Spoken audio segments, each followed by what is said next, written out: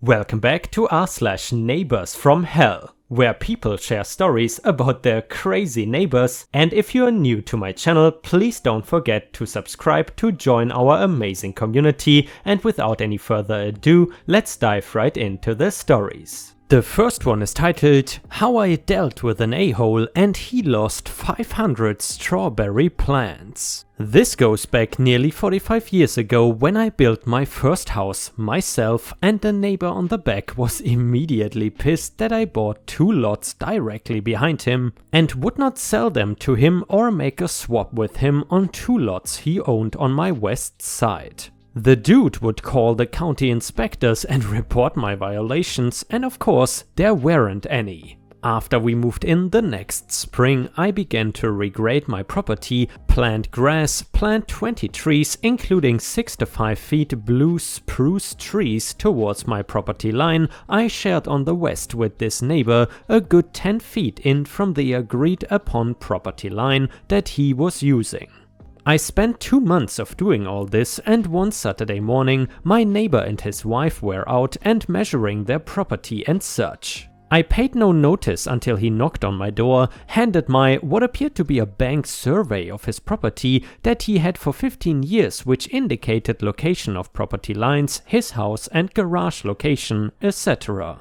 He explained that my trees were on top of the property line and I need to move them. I kinda agreed with what he said based on his side survey, and I proceeded to move them. Then I looked closely at the survey. It also indicated the location of an abandoned alley we both had half possession of, with dimensions of his garage. This clearly indicated not only was he claiming all the alley, but a 20 feet strip along the entire back of my yard for a total of 35 feet strip x 150 feet. Matter of fact, all the neighbors were claiming this and did so for years. My house was the first one built on my side of the block.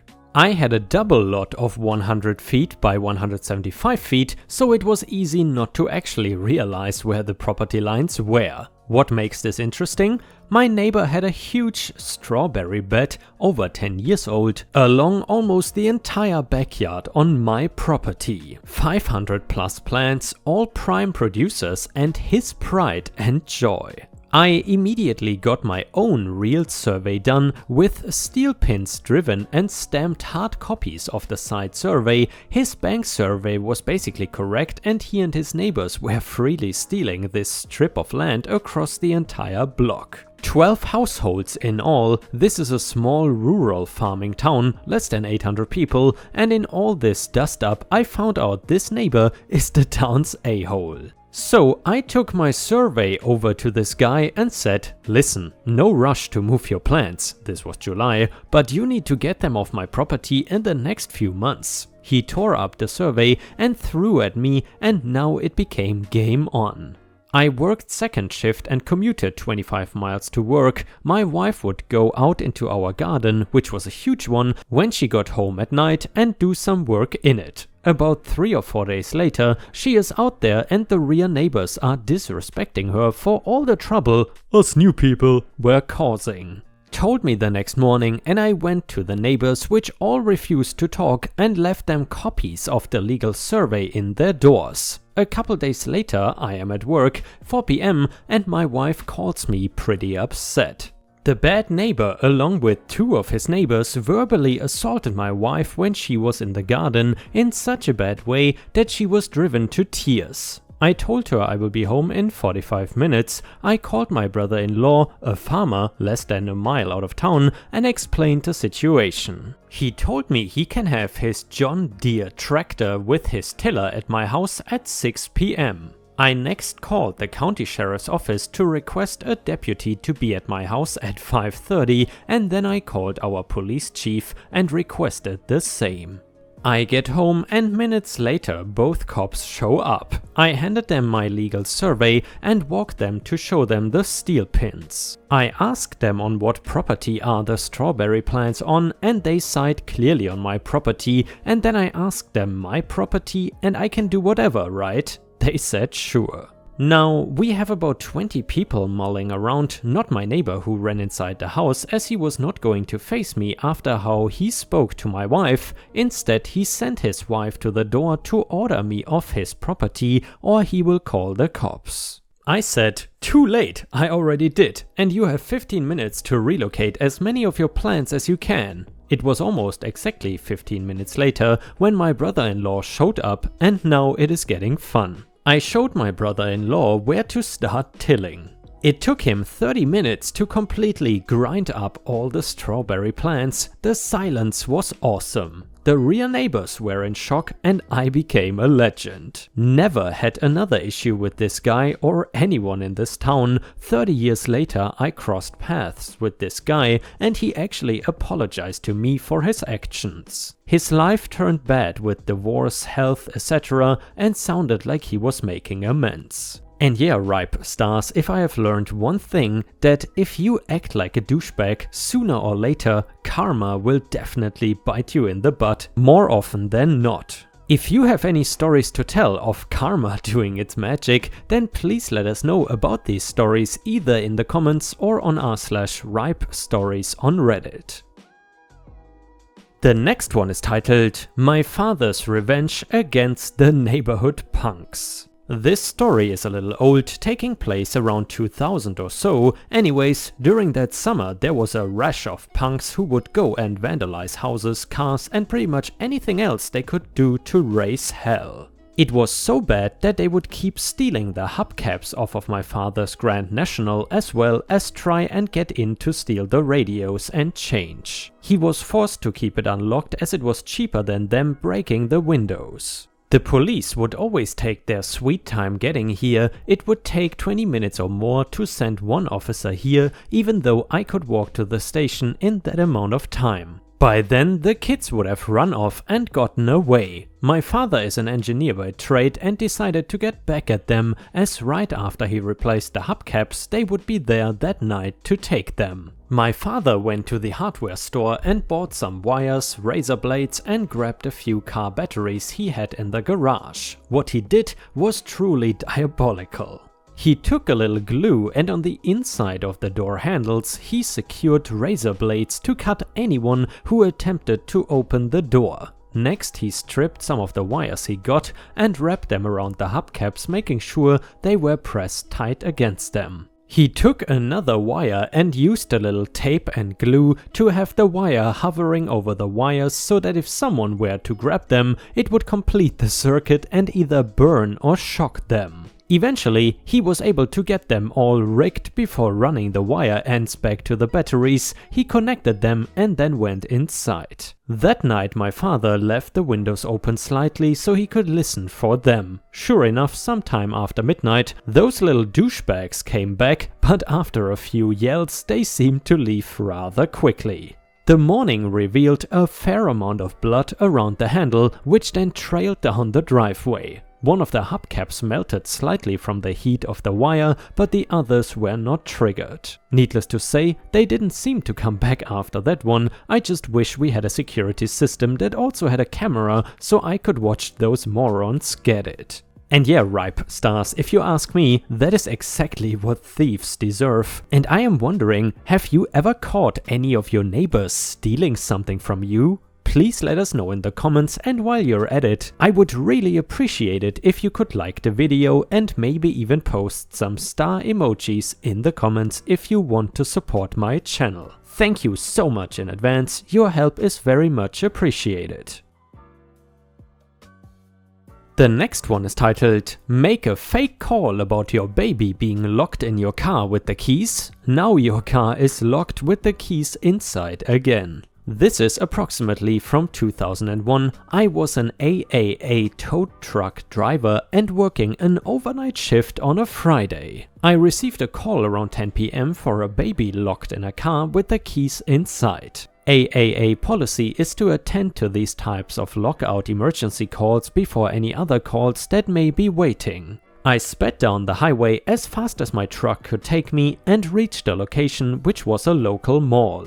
I found the car that was parked in a far corner of the parking lot alongside another car. There were about a half a dozen people hanging around. I jumped out of the truck, identified the owner, and asked him if this was his vehicle. Yup, sure is. Okay, great, let me see what I can do, I said as I tried to peer into the windows, which were heavily tinted. I saw a glow coming from the stereo and could somewhat make out a blanket in the backseat, but the tint was so dark it was really tough to make out anything else. By the way guys, are those super dark tinted windows allowed in your country? Here in Thailand I often see people with super dark tinted windows, and I am sure that those are illegal in probably 99% of Europe. Anyway, the child is in the backseat? Yeah, he's asleep. It took me about a minute to open the passenger's front door, and as soon as the locking mechanism clicked, the owner of the vehicle reached in front of me, opened the door and reached inside to grab his keys off the passenger's seat and a six-pack of beer off the floor.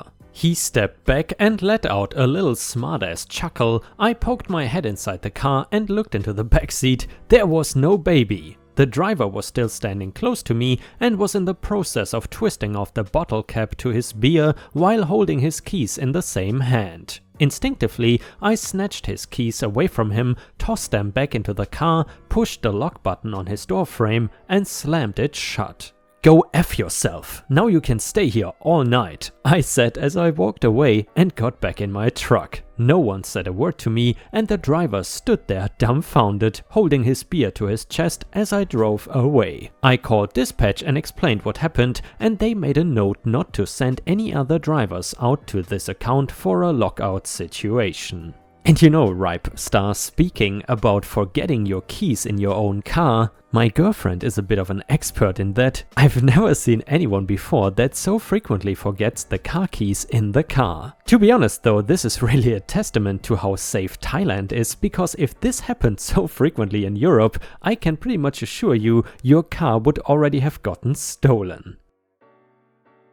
The next one is titled Tailgating, Have Fun Cleaning the Cabin. This just happened and I'm loving it. Went by McDonald's and this guy in a shiny Mercedes wagon was tailgating me from the drive-thru down the street. I signaled with my hazard light for him to keep a distance, but the jerk just pulled closer. I lowered my speed so my car would not be completely wrecked if I had to brake. This went on for a few kilometers and I eventually got pissed. So about 100 meters before my turn, I accelerated to get a distance between us and put on the turn signal. He matched my speed and just before my turn, I slammed the brakes. And it was pure joy. Not to hit me, he did the same and several cups of Coke, burgers and fries covered the inside of his windshield. I had to pull over and watch him and his family get out of the car. Him and his wife drenched from the hair down and kids crying over the loss of their meals. Maybe he will keep the distance in the future. To clear things up though, we were driving in a residential area, speed limits ranging from 50 down to 30 km per hour. Even though we were driving slow, we kept up with traffic. Once it came to a red light, I did not slow anybody down. If I pulled over, I would break my rims on the curve. He had the opportunity to overtake me several times, but didn't. This week it is the national autumn holiday, schools are closed and kids are running everywhere. If I needed to brake for a kid, he would have slammed into me. I gave him a 100-meter warning with my turn signal and he could see the oncoming traffic. I accelerated from 20 to 30 km per hour in a 40 km per hour zone. So me slamming the brakes at the place I had warned him a long time in advance was my petty revenge for him making my drive unsafe. No regrets. And this once again, guys, reminds me here of Thailand. When you are driving a car or a motorcycle here, one of the things that is very common, if you are driving too slow, so to say, or rather you are respecting the speed limits, some people who want to drive much faster than you will probably try to come as close to you as possible simply to force you to switch to another lane on the road. I gotta say, the first time that happened to me, that really confused me, but after a while you get used to it. And the next one is titled The IRS Never Forgets. Appetizer. About 6 years ago, I started my own consulting business. I'm a talented engineer, but I was/am sadly naive about the ways of the world. I came from a nice, loving suburban background, and my parents taught me that all people are fundamentally good inside. However, they are not. To quote Dr. Cox, people are douchebag-coated douchebags with douchebag filling.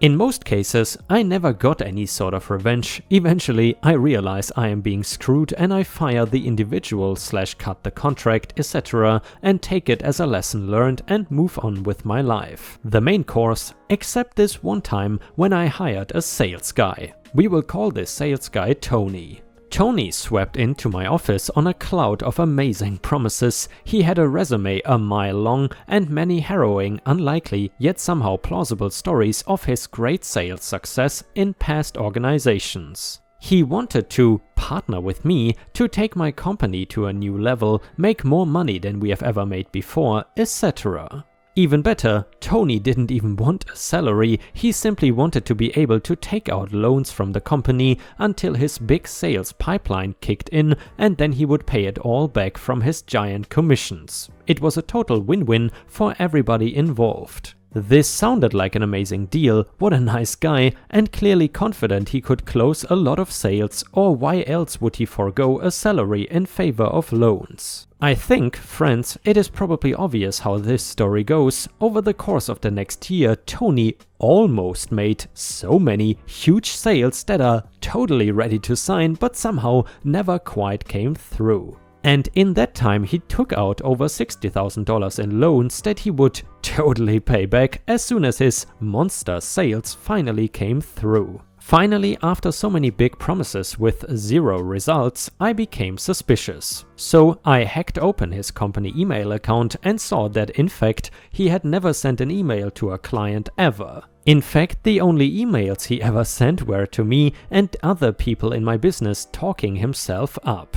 All of his leads were utterly fake. He had never talked to a single client a single time in a year. The dessert, so I fired him and set about seeing what sort of revenge I could extract. First, I went to my lawyer who told me what I expected. No legal routes existed to go after him. That wouldn't cost me way more than I wanted to spend on revenge. Second, I hired a private investigator to dig into him. Turns out, surprise surprise, that lots of people are after this guy. Former business partners, hospitals in Florida, some big medical thing he skipped out on, and a few others. It was finally my accountant who showed me the best way to get back at him without spending a lot of time or money. As I mentioned, he took out all of his pay from me as loans, and now that I had spoken with the lawyer and the PI, I knew I had essentially a 0% chance of ever recovering that money from him. So I did the next best thing to benefit my business and to screw him over. I forgave the loans in their entirety.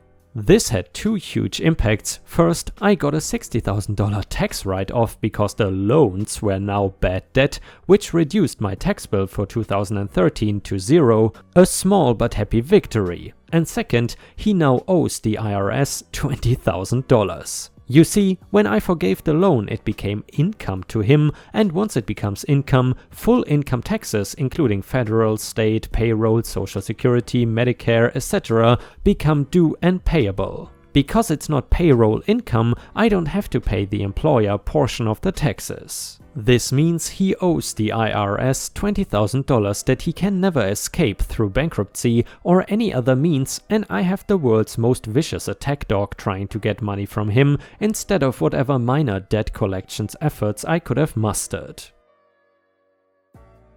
And ripe stars, with this we have reached the end of the video. However, if you still cannot get enough of my content, then I would highly suggest to check out my endless binge watch playlist, which will soon show up in the left corner of the screen. In addition, I would really appreciate it if you could not only subscribe to the channel, but also turn on the bell notifications, which you can do by clicking on the little bell icon right next to the subscribe button. This will help my channel tremendously, and this will make sure that you don't miss any of my videos. Furthermore, if you want to see additional ripe content that I don't post on YouTube, then I would suggest to head on over to patreon.com/ripeyoutube for more than 50 exclusive videos that you will not see anywhere else. Thank you so much for your amazing daily support, and I hope to see you again tomorrow.